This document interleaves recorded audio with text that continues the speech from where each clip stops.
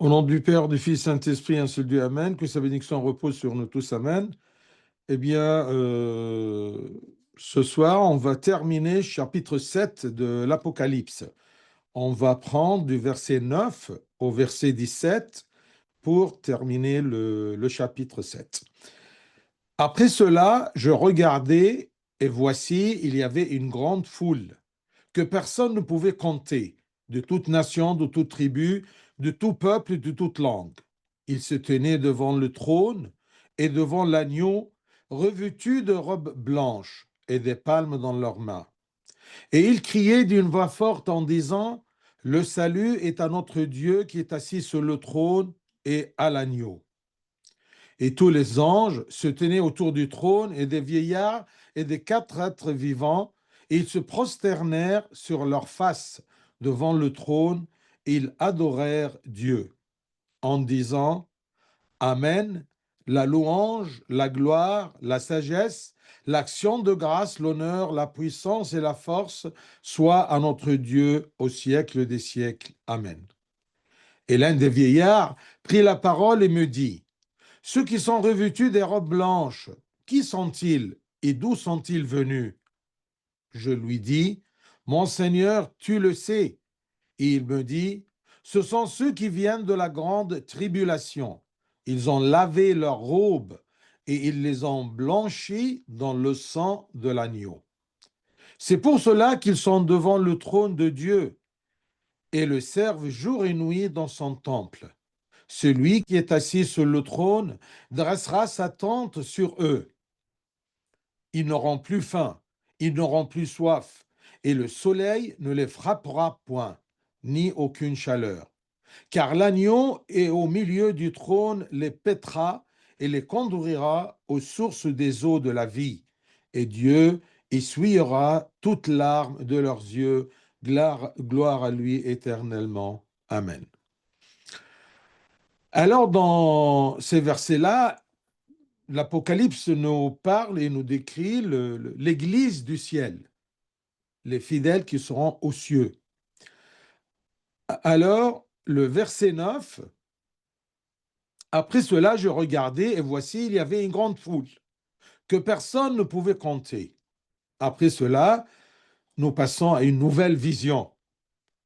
Dans la première scène, Saint Jean regardait la terre, mais ici, il complète sa vision au ciel. Même si le sujet est le même. Ce sont les fidèles des dieux, les gens qui suivent Dieu et suivent son chemin, que ce soit sur la terre ou que ce soit dans les cieux. La première était l'Église scellée, si vous vous rappelez, dans la première partie du chapitre 7. La première partie était l'Église scellée. Et ici, c'est l'Église triomphante. Scellée, c'est-à-dire qui appartient à Dieu, où il a scellé ces fidèles-là de son tampon, de sa chrismation. Une grande foule. Il voit dans cette vision-là une grande foule. C'est un spectacle joyeux que Saint Jean a vu, car le nombre ici est illimité. Et c'est quelque chose qui est un souffle de l'espoir au cœur de l'Église en difficulté et en tribulation sur la terre. Car malgré les nombreuses guerres spirituelles, la violence de Satan et les nombreuses tentations et les nombreuses difficultés, il y a l'œuvre salutaire de la grâce de Dieu. Et malgré les ennemis qui persécutent l'Église dans le but de détruire sa foi, nous constatons que ceux qui entrent au ciel sont innombrables, car Dieu est leur protecteur et leur gardien et les a scellés. Toutes les nations, toutes les langues, toutes les tribus, eh bien, le plan de salut de Dieu, le plan de salut de Dieu, ne se limite pas à un peuple ou à un autre, car Dieu est venu et s'est incarné pour la rédemption de toute l'humanité. Quiconque accepte sa rédemption et demeure ferme dans la foi véritable héritera et se tiendra devant celui qui est assis sur le trône et devant l'agneau immolé. Quiconque accepte et quiconque demeure ferme dans la foi véritable. Au ciel, il n'y a aucune distinction de couleur, de race ou de langue. N'est-il pas celui qui a dit que Dieu veut que tous les hommes soient sauvés et parviennent à la connaissance de la vérité? 1 Timothée 2, 4. Alors, si quelqu'un dit qu'il y a un peuple et pas un autre, il y a une race et pas une autre, eh bien c'est faux, parce que Dieu veut que tous les hommes soient sauvés et parviennent à la connaissance de la vérité. Et la vérité n'est que Jésus-Christ, Fils de Dieu, Dieu incarné. Il se tenait devant le trône et devant l'agneau, revêtu des robes blanches. Vêtements blancs symbolisent bien sûr la pureté et la sainteté. Seuls les purs accèdent au ciel, tandis que la sainteté s'acquiert par la proximité de Dieu. Et n'ayez pas peur de savoir que ce sont les purs et les saints. Eh bien, vous allez dire, mais je ne serai jamais saint, je ne serai jamais pur. Non, attention, la sainteté s'acquiert tout simplement par la proximité avec Dieu. Rapproche. La sainteté n'est pas absolue. D'accord? C'est en degré aussi. Vous voyez? Plus tu t'approches de Dieu, plus tu deviens saint. Et ensuite, la pureté.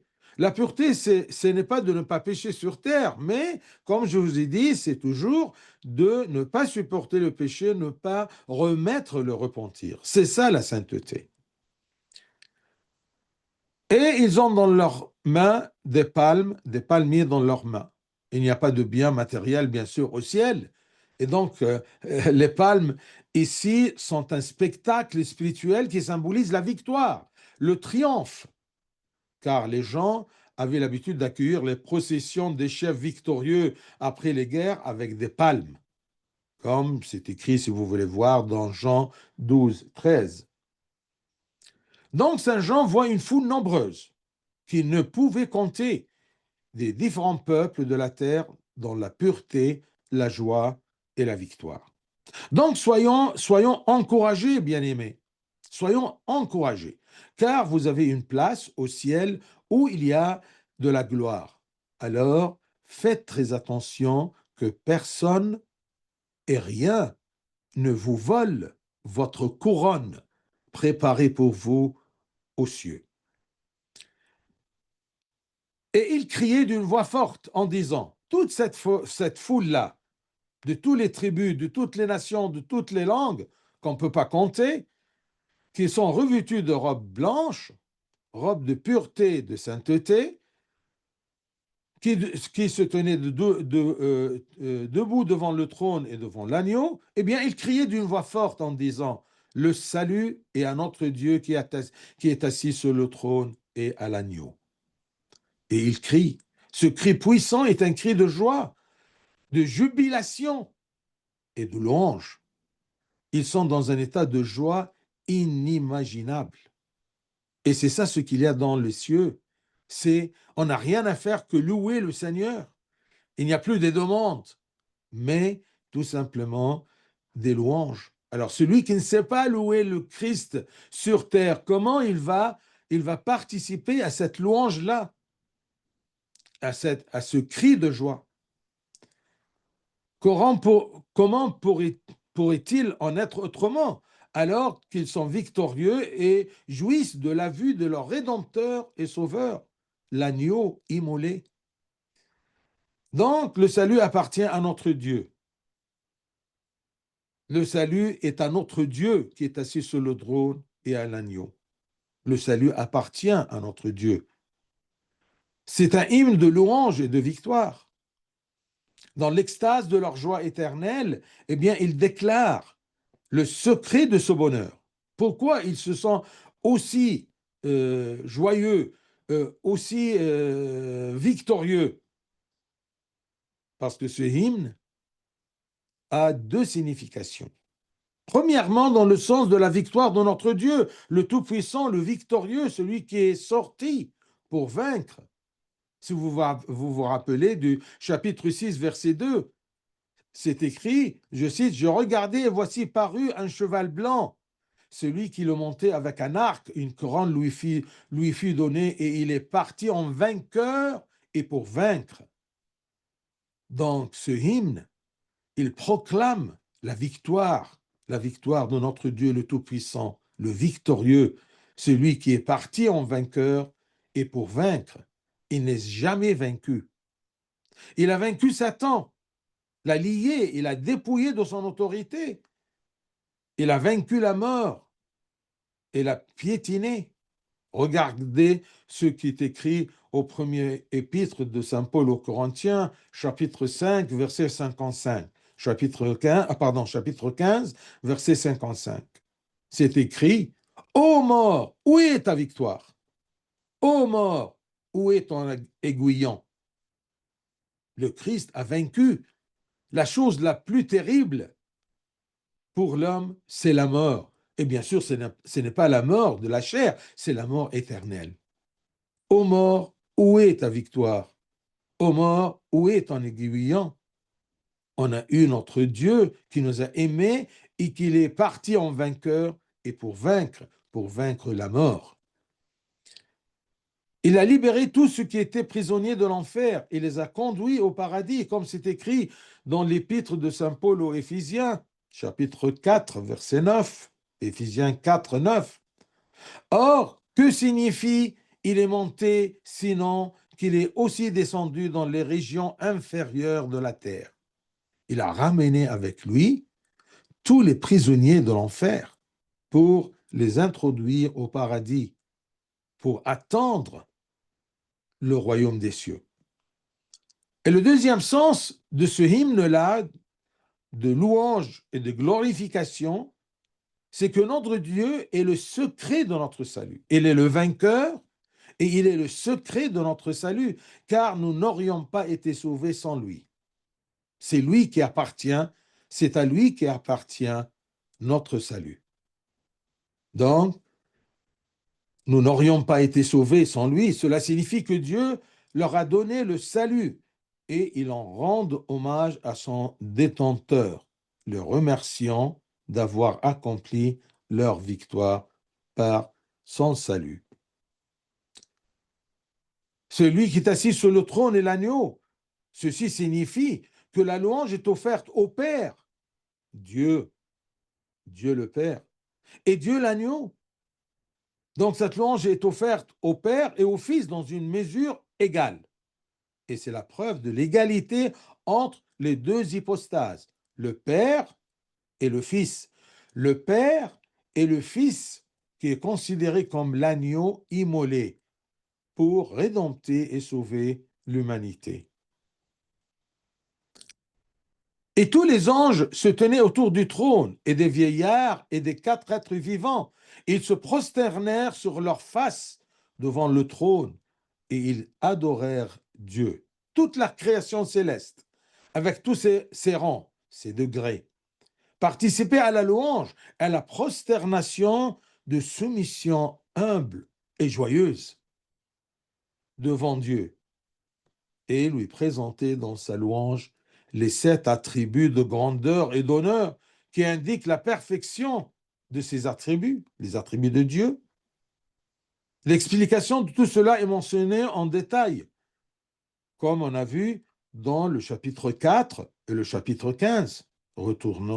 Retournez et revisez ceci pour voir, d'accord, quand on a expliqué les attributs de Dieu, les 7 attributs de la divinité. Et alors, bien, verset 12, bien sûr, en disant Amen, la louange, la gloire, la sagesse, l'action de grâce, l'honneur, la puissance et la force, soit à notre Dieu au siècle des siècles. Amen. C'est ça, le hymne, d'accord, qui loue le Seigneur dans ses attributs. Et pour ne pas répéter ces attributs-là, comme je vous ai dit, c'est expliqué dans le chapitre 4 et la fin du chapitre 4 ou plutôt chapitre 4, versets 10, 11, et chapitre 5, versets 12 et 14. Ensuite, il y a l'interprétation d'un de ces vieillards-là. Et l'un des vieillards prit la parole et me dit, il lui pose une question, ça ne veut pas dire que le vieillard n'est pas ignorant de la réponse, mais pour solliciter Saint Jean d'observer, de regarder et de penser. Et l'un des vieillards prit la parole et me dit, ceux qui sont revêtus de robes blanches, qui sont-ils et d'où sont-ils venus? Ça me rappelle de la question de Dieu quand il a appelé Adam. Où es-tu, Adam? Est-ce que Dieu ne savait pas? Non, tout simplement pour pousser l'homme à réfléchir ou même à observer attentivement et chercher le sens et la réponse à son ignorance. Donc Dieu voulait que Saint Jean et nous aussi, nous ne nous contentions pas d'observer ce spectacle merveilleux, mais que nous en connaissions aussi certains secrets, certains sens profonds. C'est pourquoi que l'un des 24 prêtres, 24 vieillards, s'approcha de lui et lui posa sa question, destinée à encourager Saint Jean à apprendre. Sa question était, sais-tu qui sont ces gens vêtus de blanc? Quel est leur secret et pourquoi se tiennent-ils ici? Comment Saint Jean ne connaissait pas tous les secrets? Et parce que c'est un homme limité. Et comme il ne connaissait pas tous les secrets, il lui répondit poliment et respectueusement, Seigneur, tu le sais. C'est cette humilité qui nous apprend à interroger les prêtres et les pères de l'Église sur les sujets que nous trouvons difficiles à comprendre ou à appliquer. Si tu ne comprends pas quelque chose, ça ne veut pas dire que la chose est fausse ou elle n'est pas évidente ou elle n'est pas vraie. Non. Si je n'arrive pas à comprendre, par humilité, cherche à poser la question. Cherche à poser la question à ta mère, ton Église, qui est notre mère, qui nous apprenne tous les secrets, pas tous les secrets, mais les secrets que Dieu a voulu que son Église sur terre les connaisse. Verset 14, je lui dis, mon Seigneur, tu le sais. Et il me dit, ce sont ceux qui viennent de la grande tribulation. Ils ont lavé leurs robes et ils les ont blanchies dans le sang de l'agneau. Ce prêtre céleste répondit à Saint Jean comme suit. Ils sont issus de la grande tribulation. Ils viennent de la grande tribulation. La tribulation ici peut être celle à laquelle chaque chrétien est exposé dans sa vie personnelle, sous forme de persécution, d'épreuves, sous forme de n'importe quelle difficulté, quelle épreuve qu'il endure avec gratitude, ou bien celle qui touche l'Église entière dans les persécutions générales, vous voyez, et dans les martyrs, et qui atteint le martyr pour la foi. C'est ça, ces difficultés-là, ces tribulations-là. La grande tribulation ici peut faire référence à la période de la présence de l'Antéchrist sur terre. Et l'Antéchrist, ce n'est pas une personne, mais plutôt une idée, un refus de Dieu et du salut. Donc, cette grande tribulation-là peut symboliser en général cette présence de l'Antichrist sur terre et aux guerres et tribulations qui l'accompagneront. Le sens spirituel est ce que le Seigneur Christ avait déclaré à plusieurs reprises auparavant, qu'il doit y avoir de la détresse dans le monde. Il nous a mis en garde de tout ce qu'il va passer sur la terre. C'est comme Matthieu 24, 9. Matthieu 24, 9. Je cite, « Alors on vous livrera au tourment et l'on vous fera mourir et vous serez haïs de toutes les nations à cause de mon nom. » Donc vous voyez, tout simplement, Tout simplement, Dieu nous a mis en garde qu'il y aura beaucoup de tribulations. Et ici, il a résumé toutes les tribulations, que ce soit personnel, que ce soit pour toute l'Église, eh bien, il les a mis dans ce terme-là, la grande tribulation. Ceux qui viennent de la grande tribulation. Et même le Christ, dans Jean 16, 3, Évangile selon Saint Jean, chapitre 16, 3, il nous a dit, je cite, « Et ils agiront ainsi parce qu'ils n'ont connu ni le Père ni moi. » Pourquoi nous avons cette tribulation-là? Nous, les enfants de Dieu, nous qui marchons dans la foi en Christ et en son salut, c'est parce que ces gens-là, Satan les utilise parce qu'ils ne connaissent pas, ils n'ont connu ni le Père, ni son amour, ni le Christ, ni le salut. Ils n'ont rien connu. C'est pour cela qu'ils noient et ils agiront ainsi. Et aussi ce que saint Paul a également confirmé, que la douleur et la détresse sont le prix de la gloire révélée en nous devant Dieu.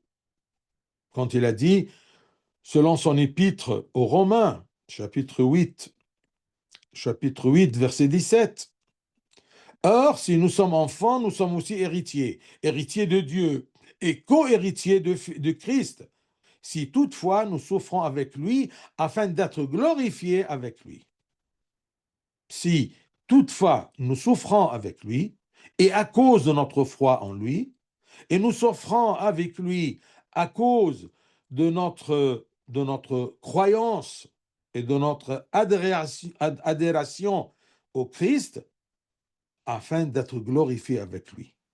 Nous souffrons et nous serons glorifiés. Nous souffrons avec lui et nous serons glorifiés avec lui. Ici, il y a une expression très importante. Ils ont lavé leurs robes et les ont blanchis. Laver et blanchir. Laver et blanchir sont deux vertus interconnectées. Parce que laver conduit à la blancheur.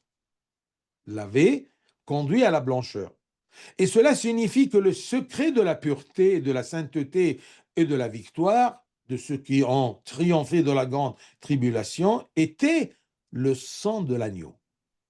C'est ça qui nous rend purs, qui nous rend saints, parce qu'on se lave et on se blanchit dans le sang de l'agneau. Un chrétien n'a aucun pouvoir en dehors du sang du Christ, car le salut, la persévérance et la pureté reposent sur son précieux sang.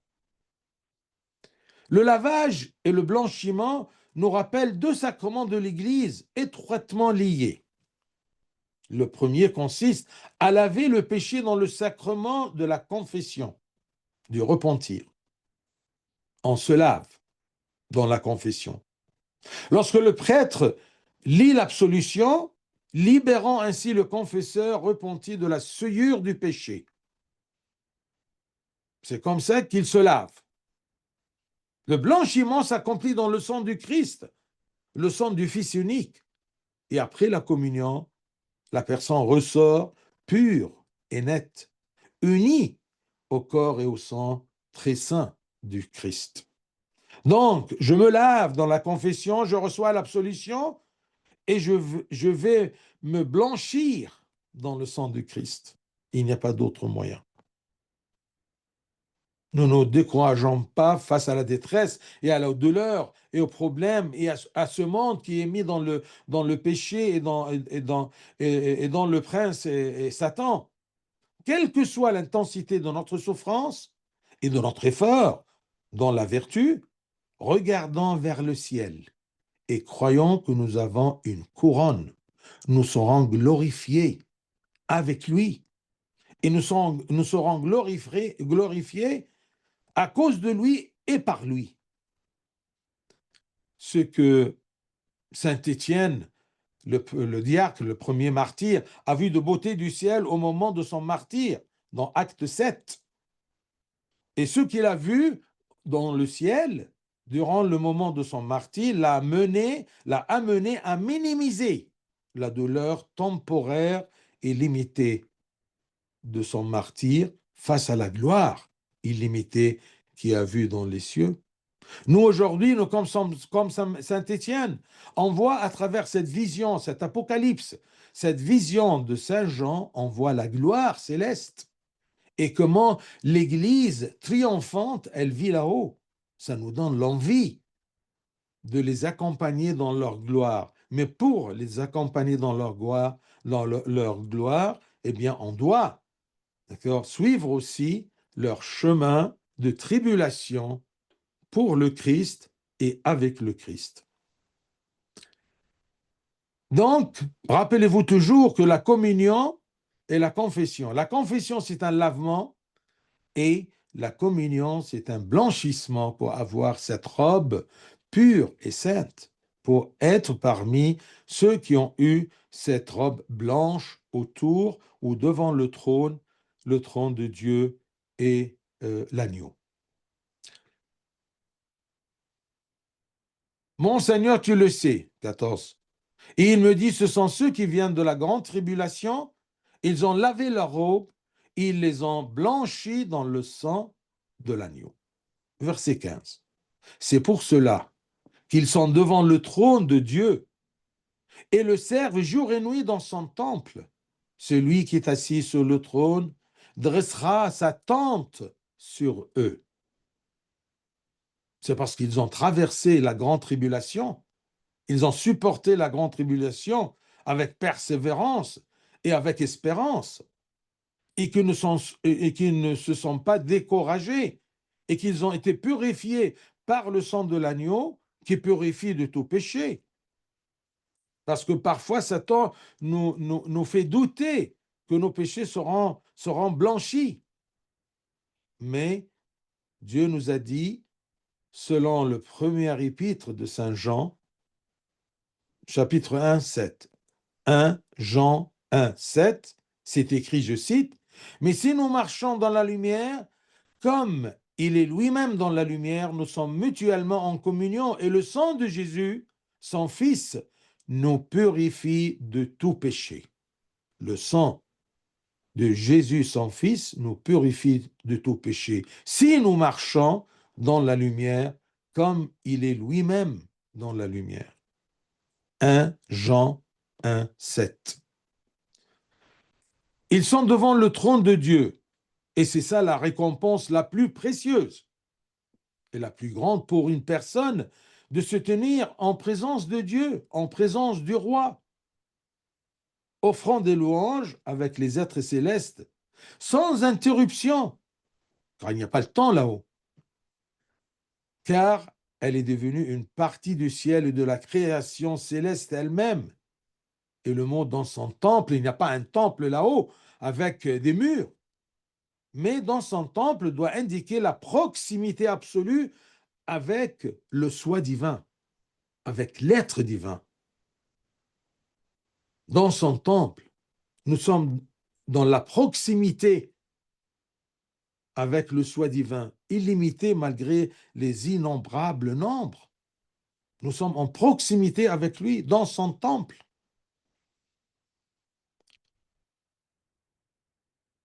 Vous vous rappelez bien le verset 9. Après cela, je regardais, voici, il y avait une grande foule que personne ne pouvait compter. Ils se tenaient devant le trône et devant l'agneau revêtu des robes blanches et les palmes dans leurs mains. Chacun se rapproche de Dieu, profitant de lui dans son temple. Ce n'est pas une vaste place où on le voit de loin. Ben non, dans son temple, donne l'impression que nous sommes en proximité avec Dieu. Chacun se rapproche de Dieu devant son trône et l'agneau. Et remarquons que le terme temple ici ne désigne pas, bien sûr, un lieu précis. Comme je vous dis, il n'y a rien là-haut de matériel, car Dieu n'est pas limité aussi par un lieu. Et il en va de même pour l'expression assis sur le trône. Le sens ici est spirituel. Et la vision nous est présentée dans toutes les mesures où l'esprit humain peut la comprendre. Il nous montre et nous explique dans un vocabulaire humain le temple de Dieu, il est assis sur son trône. Mais là-haut, il n'y a pas de trône, il n'y a pas de temple. Et quand il nous dit, celui qui est assis sur le trône dressera sa tente sur eux. Dans la langue grecque, dresser la tente sur quelqu'un, c'est dans le sens de les éclipser. En arabe, yuzallilhum. Ce qui est une expression plus forte que le sens de présence permanente devant Dieu. Car cela signifie le confinement divin, l'englobement, l'englobement et la préservation de chaque âme qui a terminé sa lutte et a une place devant le trône et dans le temple. Il a sa place devant le trône, à proximité de Dieu.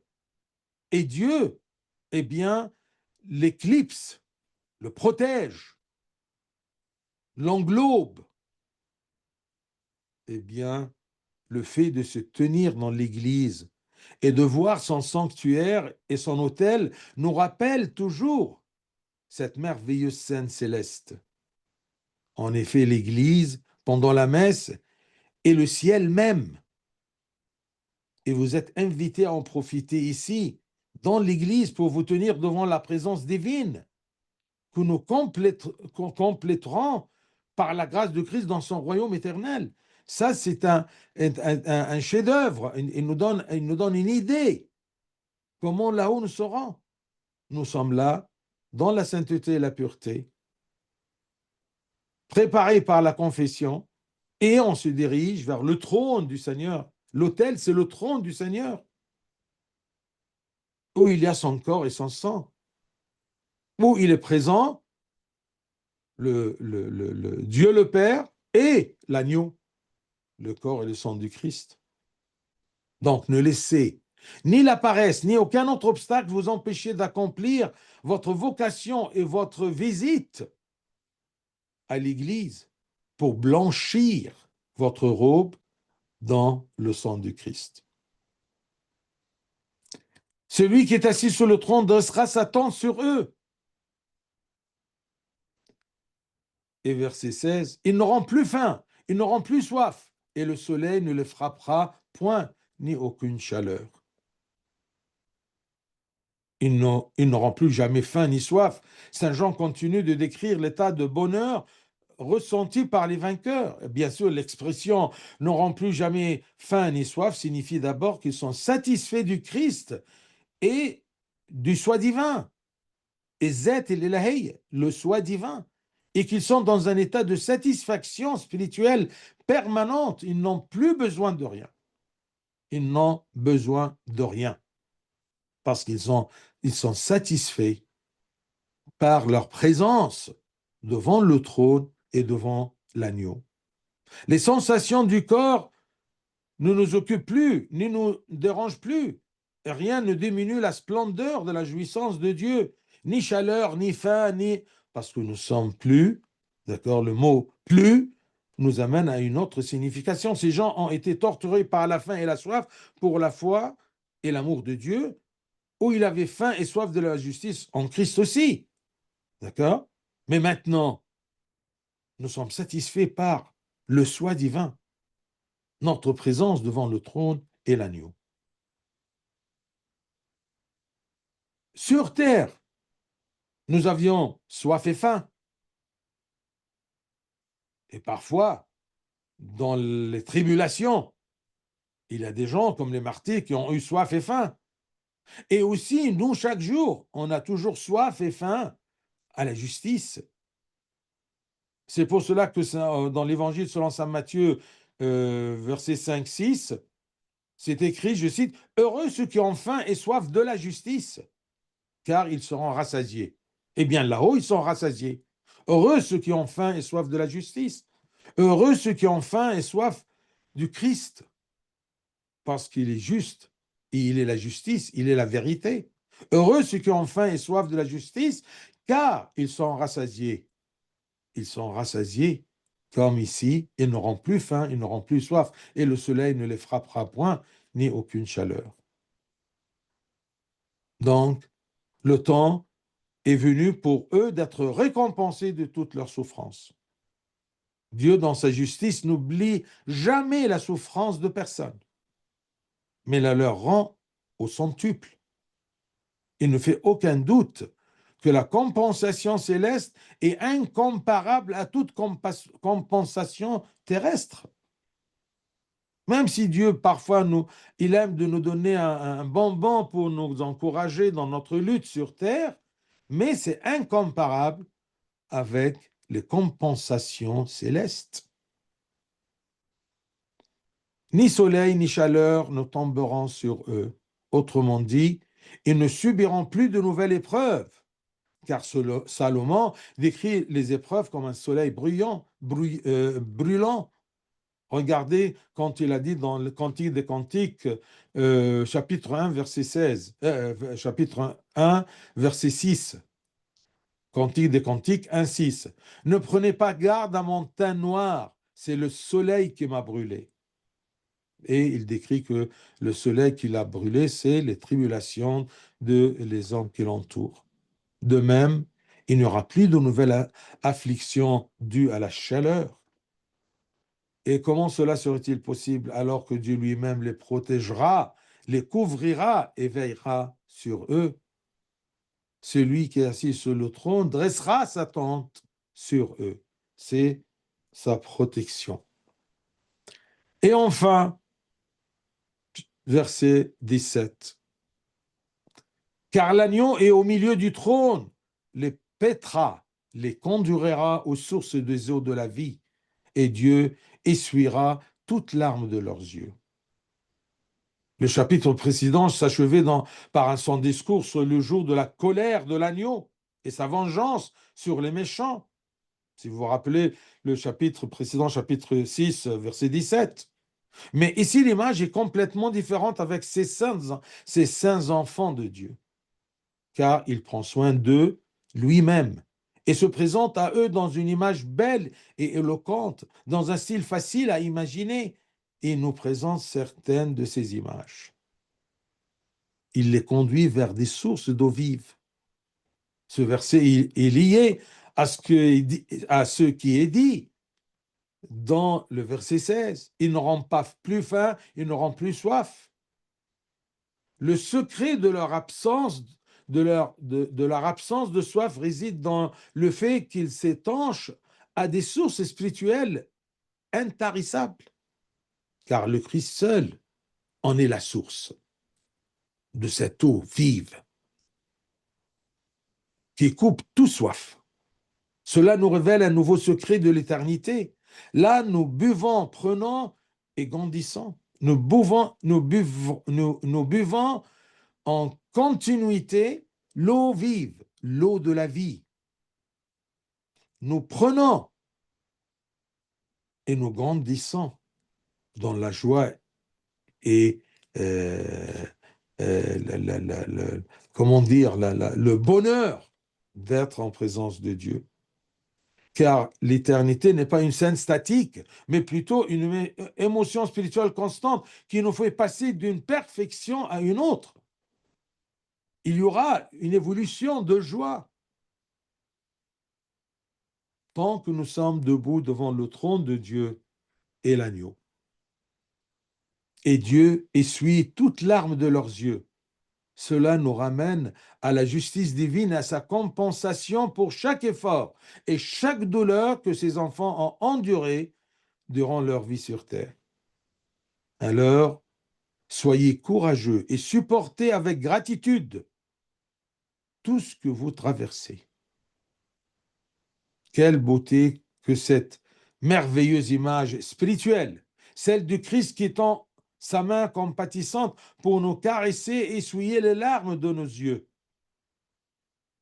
Bien sûr, il est connu qu'il n'y a pas de vraies larmes dans l'éternité, car les corps sont spirituels et lumineux, mais le sens est magnifique, car il exprime la tendresse, la bonté de Dieu, l'amour absolu de Dieu. Ceci exprime la tendresse, la compassion et la compensation de Dieu pour ses enfants, pour toute la douleur qu'ils ont supportée. Pour lui. Parce que parfois, il y a une douleur dont je suis responsable à cause de mes envies, mes désirs et mes péchés. Mais tout ce que je subis comme tribulation pour le Christ, pour son nom, pour tenir ces valeurs au milieu de ce monde-là, eh bien, ceci sera récompensé. Et si ceci m'a fait des larmes, eh bien, Dieu essuiera toute larme de leurs yeux. Gloire à lui éternellement. Amen.